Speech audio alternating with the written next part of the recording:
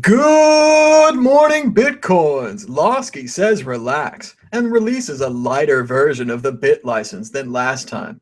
Still, the cheapest thing to do is just avoid his state anyway. New software could make the internet impossible to control. Sounds good to me.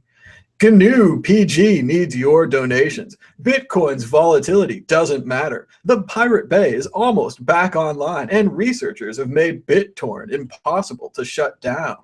It's about time. Today is Monday, December 22nd, 2014. MadBitcoins. Today is the first day of the rest of our life. This episode is sponsored by Coinkite. Coinkite has added multi-signature wallets, and now it's free for all. They offer privacy with Tor, and if you're a developer, Coinkite has a comprehensive API for wallet functions, blockchain queries, and notifications. Give it a try today for free at coinkite.com. Here are today's mad bits. Soon the internet will be impossible to control. Good. New projects such as Ethereum, Namecoin, and Eris Industries are reviving the early 2000s focus on peer-to-peer distributed internet. It's important to remember that the shape of the internet has already changed several times, and it could change again. Former BitInstant CEO Charlie Shrem gets 2 years for Silk Road transfers. Shrem is accused of funneling bitcoins to an associate who sold the bitcoins on the forums of the Silk Road where they were allegedly used to buy drugs. Shrem says he thinks the sentence is fair, but that's only because they threatened to put him in prison for up to 30 years. New York regulator outlines changes to Bitcoin rules. The new rules include an exclusion for software developers and miners and offers a 2-year transitional license for Bitcoin startups. He also relaxed the requirements on firms to track everyone who sends Bitcoin to account, instead focusing on only the customers of the firm. Sounds like some solid improvements, but still, who would want to be the first and put their entire state's future at risk? I guess this guy Losky does, and the state of New York goes with him. Support gnuPG. gnuPG. Dan Gilmore writes on Twitter, another essential open source crypto project has to beg for meager funding. Tech industry is downright negligent.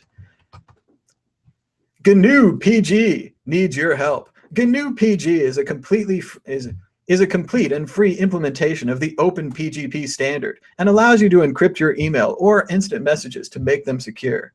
It is a very important project and the backbone of open source desktop-based encryption.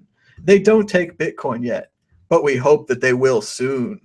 Open source and Bitcoin coming soon to the World Crypto Network. Like peanut butter and jelly, it's a match made in heaven. The startup meant to reinvent what Bitcoin can do. LinkedIn founder Reid Hoffman has made a $21 million bet on the Bitcoin core being forked in the future to allow for side chains. It's an ambitious project with an impressive team. If it's successful, they'll be able to use the network effect of Bitcoin and perhaps reunite all the altcoins and future projects into side chains. Well worth watching. Clustering Bitcoin accounts using heuristics. Bitcoin is pseudo-anonymous. That means if you don't have a name associated with your Bitcoin address, it's anonymous. But if you link your Bitcoin address to a bank account, another Bitcoin account, or reveal it publicly, that address can be forever linked to you. The real problem comes when you transfer that money to another address. The transfers link your accounts together, creating a perfect paper trail for anyone to follow.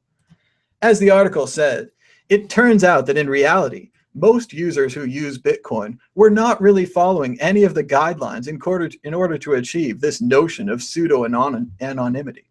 Because of this, the researchers were able to develop certain heuristics for clustering together different public keys. As always, the problem is user failure, and because of this, clustering analysis can reveal your identity. It's time to up your pseudo-anonymous game, or maybe learn how to use Dark Wallet. Why Bitcoin's volatile price doesn't matter.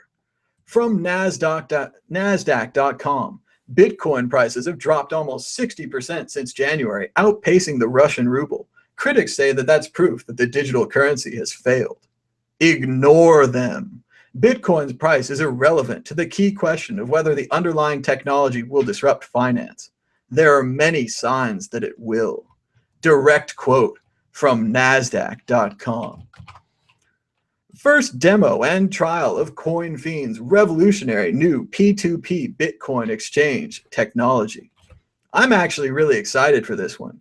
COINFFEIN, a four-man programming team from Spain, has launched the first decentralized Bitcoin exchange. The founders describe COINFFEIN as BitTorrent for Bitcoin, an open source, peer-to-peer Bitcoin exchange platform.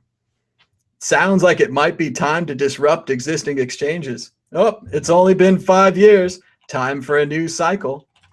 The Pirate Bay domain is back online and waving a pirate flag. And that was just yesterday. Today, EasyTV is back online after Pirate Bay raid. And then researchers make BitTorrent anonymous and impossible to shut down.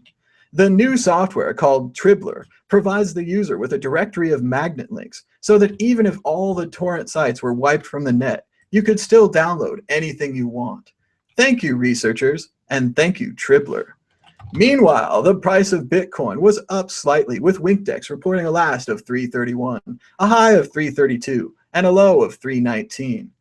Litecoin was at $2.84 a coin. Share, like, and comment. Your clicks count, literally. Donate and subscribe at MadBitcoins.com. Follow MadBitcoins on Twitter at MadBitcoins.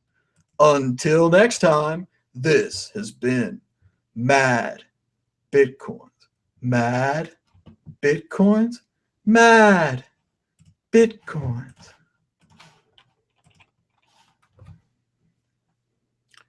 Beware of pretty faces that you may find. A pretty face can hide an evil mind. Oh, be careful what you'll say, 'cause you'll give yourself away. Odds are you won't live to see tomorrow.